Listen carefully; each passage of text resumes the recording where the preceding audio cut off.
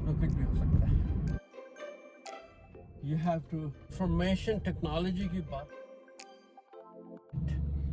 Teams chat or WebEx chat or hello दोस्तों, आज कुछ बातें होंगी आईटी पर. वर्ल्ड में क्या हो रहा है? आईटी वर्ल्ड में बहुत कुछ हो रहा है. इंफॉर्मेशन टेक्नोलॉजी की बातें करें तो उसमें बहुत सारी चीजें आ जाती हैं. डेटा एंट्री लेवल से अगर आप उसे स्टार्ट करें तो उसमें you have to be in the data. Worksheet आप यूज कर रहे होते हैं, वर्कशीट हो या कोई और स्पेशल एप्लीकेशन हो, कोई सॉफ्टवेयर हो, वर्ड डॉक्यूमेंट हैं, डेटा एंट्री इज सिंपली को प्रोसेस किया जाता है. वो डेटा जो है वो it could be just text, it could be alphanumeric, तो टेक्स्ट भी है, नंबर्स भी हैं, उसमें कुछ भी हो सकता है. But anyways, so that's the data entry level IT. ठीक है. Then the next level is desktop support. So desktop support mein, of course, back in those days we had those desktop machines, right, computers. Then came those laptops. So laptops, desktops, and then now those people who are supporting desktops are supporting mobile devices, all the mobile devices like iPads, iPhones, Android iPhones, Android tablets, Android iPhones, Android phones, Android tablets. Then what else? So they have to support. So in order to support an organization, you need to set up a help desk. And when you set up a help desk, every help desk needs a ticketing system, service desk tickets.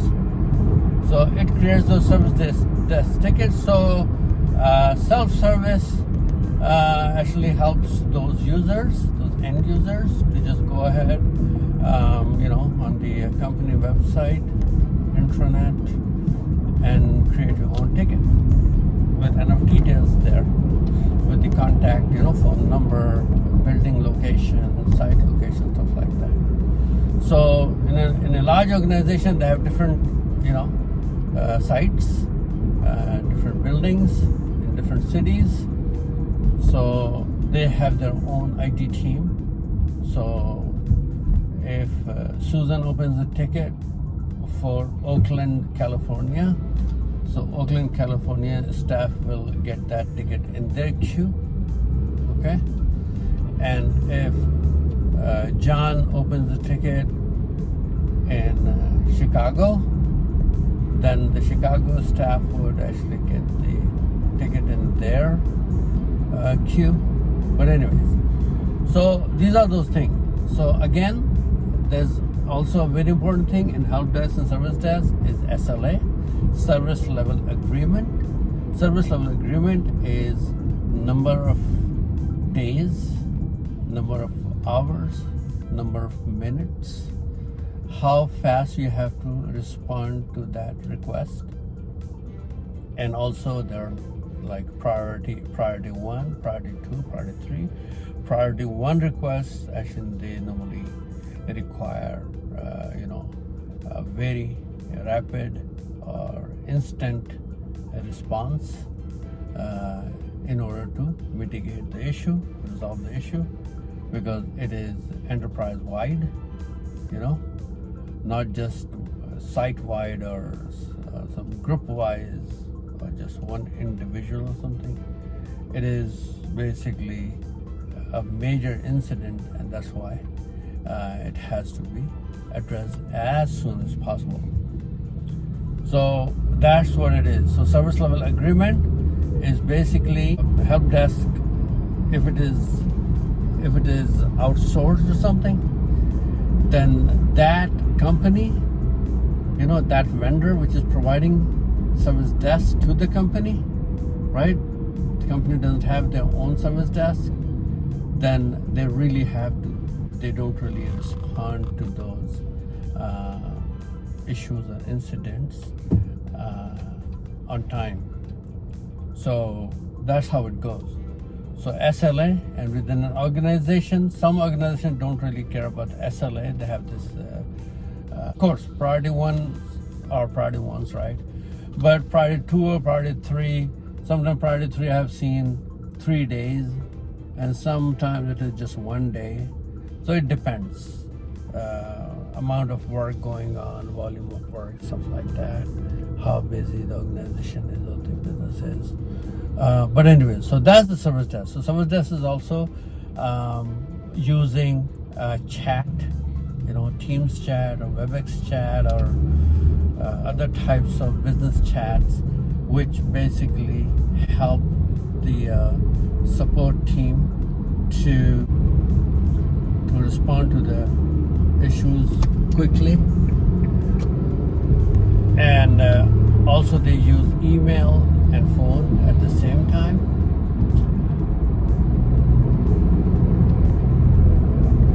So yeah, that's how it goes basically.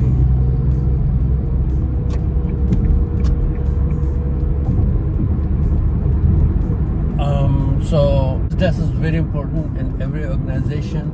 People are using different types of application software, and if something happens to the application, something happens to the hardware needs to be fixed as soon as possible, or it can be replaced. So suppose someone has received a really critical that blue screen of death, BSOD thing, right, on the machine, though people don't really get it anymore because mostly people are using Windows 10 or Windows 11. But what if they still get that thing after installing a driver or something?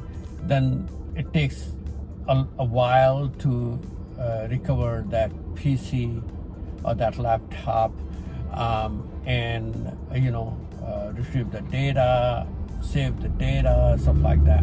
So for that, what companies actually do is basically they actually have images, right? So they have those backup PCs ready to go. It is called a depot. So in your office, maybe you'll find a room which is called a depot. So depot has all those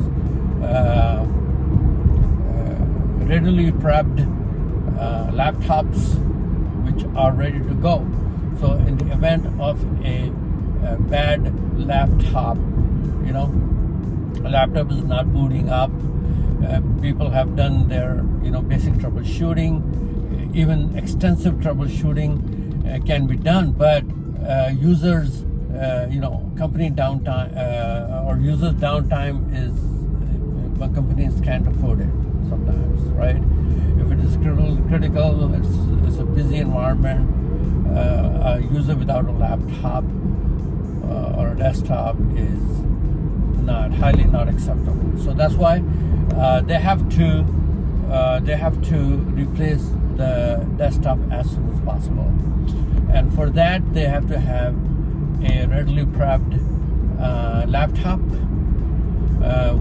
or a desktop, where the tech would actually go and replace it. That laptop will have all the basic, has the company image on it, right? So that, and on the image they have Microsoft Office, Excel, Word, PowerPoint, everything's there, right? SharePoint is on the web. User can go to use the SharePoint. VPN is also there. VPN is installed on the laptop image, stuff like that. So all of those basic, and of course they have the right browsers. Chrome is also there, and their Edge is also there.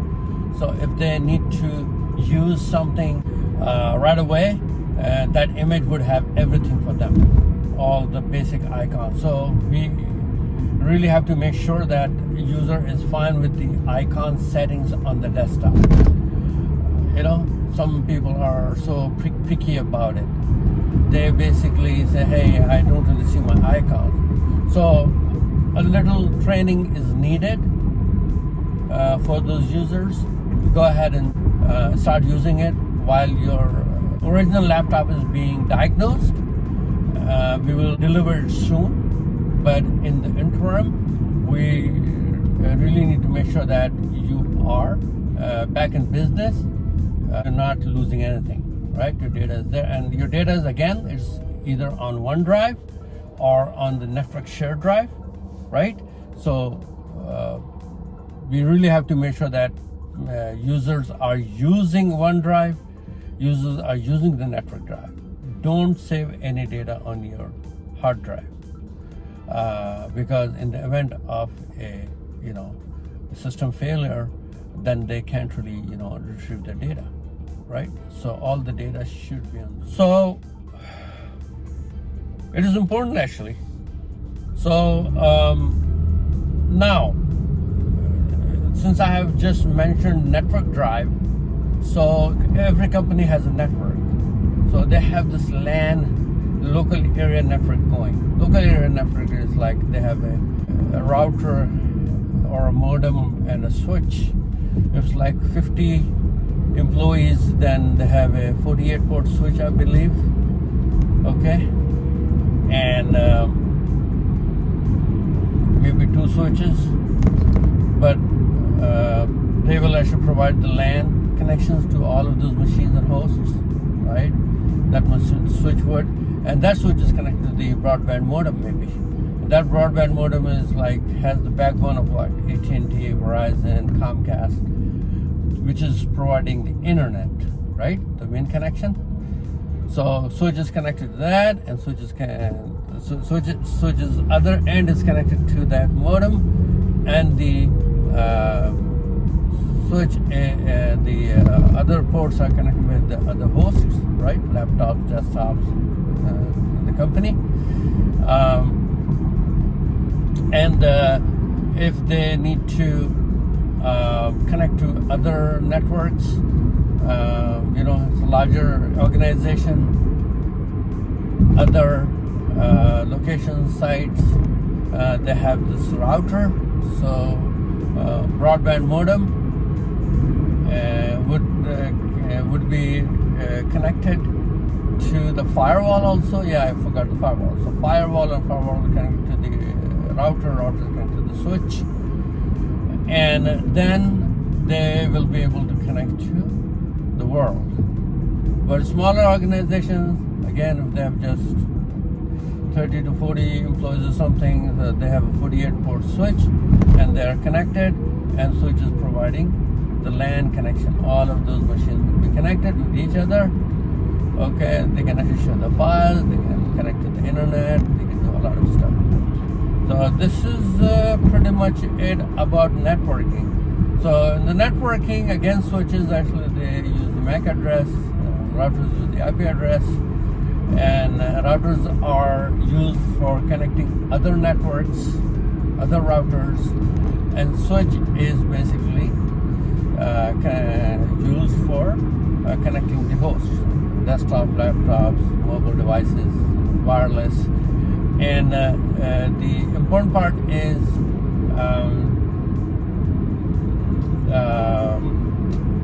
yes. So routers and switches, and it's a LAN network, right? Local area network. Everybody would be getting the internet. Everybody would be connected to the network, and they can do a lot of things. With the switches, there are 2 types of switches: layer 2 and layer 3. So if it is layer 2 switch, then it would be just a switch, right? Using MAC address and connect to the router, and router would be distributing the packets. But on a layer 3 switch, we don't need a router, because that layer 3 switch works as a router. So layer 3 switches actually they use the MAC address and also the IP address. IP addresses are all IPv4 right now, but soon we will have IPv6 IP addresses. Everybody will be using IPv6, and this creating subnets and dividing the networks and all, which actually we basically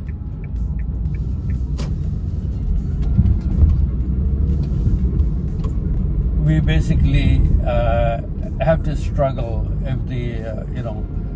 subnetting and all, different networks would be on different subnets, and we are running out of IP address and stuff like that. But IPv6 is like virtually almost unlimited. It is unlimited. So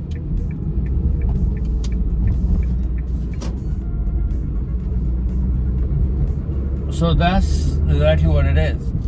So yeah, life would be very easy. So again, on the networking side, when those engineers or techs, they have to install the switches and routers, they need those racks, and there's a dedicated place where they actually have to set up everything. So they basically have to take care of things like racking and stacking those switches and routers, and also wiring and cabling, and taking care of the power. So all of those things it's a dirty job sometimes. In the data center, or those computer rooms, or network closets. But once it is done, it is done. But a lot of people, they don't do a good job with the cabling. It is all, they create a mess. So cleanup is also a job. For different companies have different ways to do it. Sometimes they actually hire some vendors. A vendor, people actually go and do the wiring and cabling cleanup. They actually clean it. They actually, organize it and all. Again, with the routers and switches, if something goes down, so they have redundancy going on. They are pretty robust, routers and switches. They don't really go down too often, but sometimes they do, so you have to have a backup switch going. So it is called redundancy or high availability. There are two switches, so one switch goes down, the other switch will be taking over. That is called a failover process. And also with the routers, also if the router goes down, the other router would actually pick up. And also with the circuits. So with the large organizations, what they do, they have one AT&T, one Verizon, or one Comcast, or one AT&T. You know what I'm saying? So two routers, right? And both routers have different circuits going on. Okay? So in case Verizon goes down, AT&T will be available. If AT&T goes down, Verizon will be available. And some companies have three circuits going on: Verizon, AT&T, and Comcast. Okay, just to give you an example. So redundancy is very important, because again, large organizations, they can't really afford to have any kind of downtime. So downtime is not a good idea. So in order to avoid those things, they really do. Also, cybersecurity is very important these days. Hackers are out there who are hacking into these systems, and they are actually creating so many issues.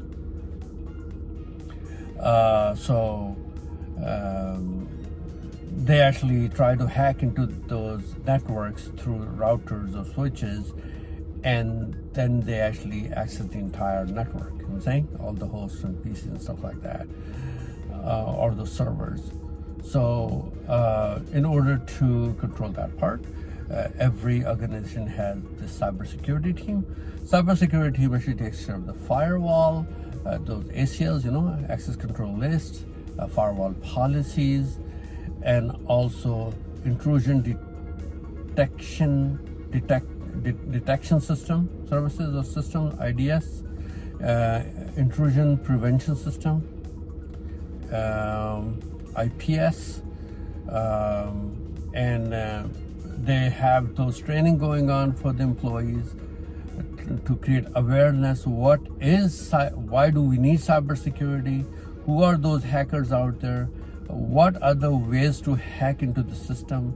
It is not just by through internet or something.